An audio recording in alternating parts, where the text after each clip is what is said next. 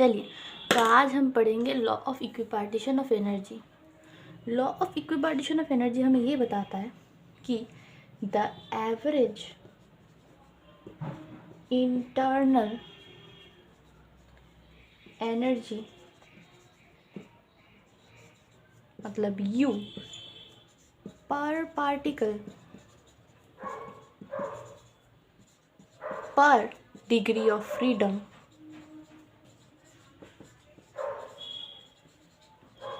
is basically equal to half F n kb t, जहाँ पर n जो होता है वो होता है एवोगाड्रोस नंबर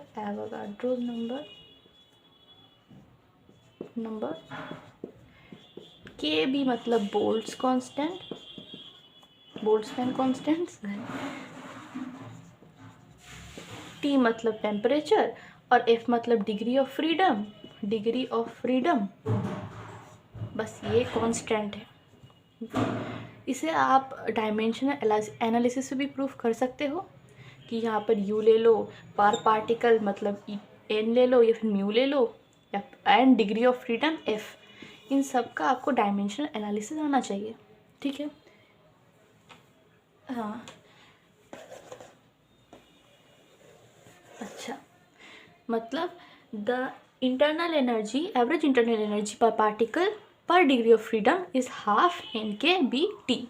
ठीक है, मतलब डी यू जो है, मतलब डी यू जो है हाफ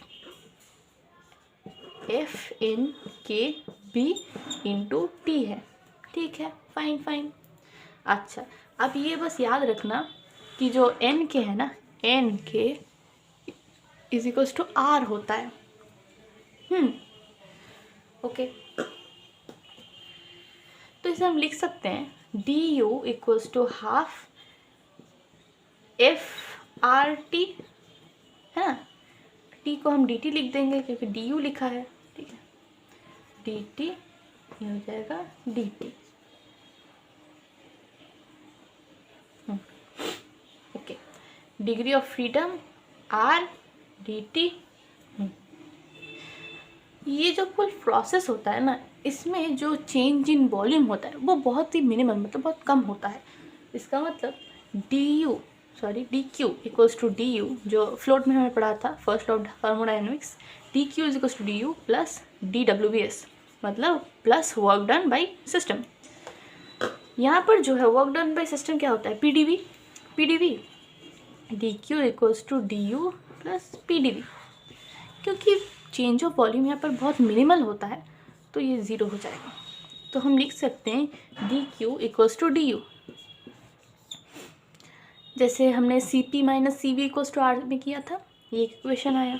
इसका मतलब C V equals to D Q by D T, तो D C V equals to D T, D Q equals to C V into D T.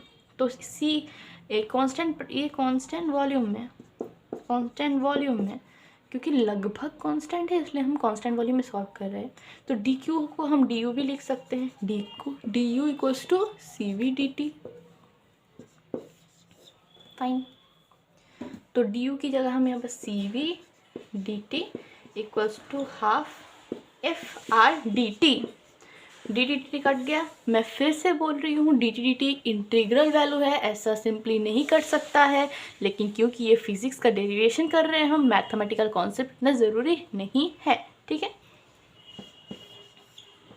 चलिए, तो डी टी टी कट गया, half F are, इसका मतलब C B हमारा आ चुका है जो है F R by two, C B equals to F R by to.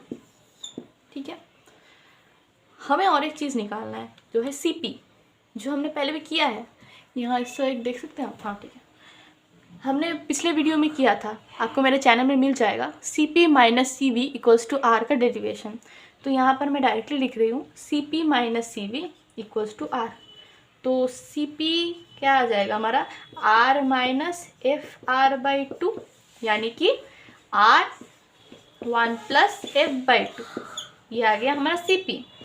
इन सब का डेरिवेशन आता है स्कूल में, इसलिए हम करा रहे हैं, नहीं तो जेई में इतना डेरिवेशन नहीं लगता, कुछ याद रखना है। और ये एफ का ना डिग्री ऑफ फ्रीडम कैसे निकलता है इसका मैं अलग वीडियो बनाऊंगी, जो ट्रांसलेशनल, रोटेशनल, वाइब्रेशनल सारा कुछ वहाँ पर कवर होगा। ओके, तो सीपी मिल गया हमें, सीवी भी मिल गया। ओके, ये दोनों हमें मिले। अभी हमें निकालना है गामा। गामा मिक्सचर मैं बाद में सिखाऊंगी, गामा मिक्सचर भी कैसे निकाल सकते हैं, वो जेई में लगता है, अभी स्कूल में नहीं लगेगा, ठीक है। तो गामा जो होता है वो होता है CP minus CV, sorry CP by CV। तो ये आ जाएगा R1 plus F/2, FR/2, R बेटा कट जाएगा, बेटा क्यों है, F/2 इंटू 2/F, और ये काट पीट के क्या आ जाएगा हमारा 2/F प्लस 1। तो ये है हमारा गामा, हमारा ये गामा निकल चुका है। तो थैंक्स फॉर वॉचिंग।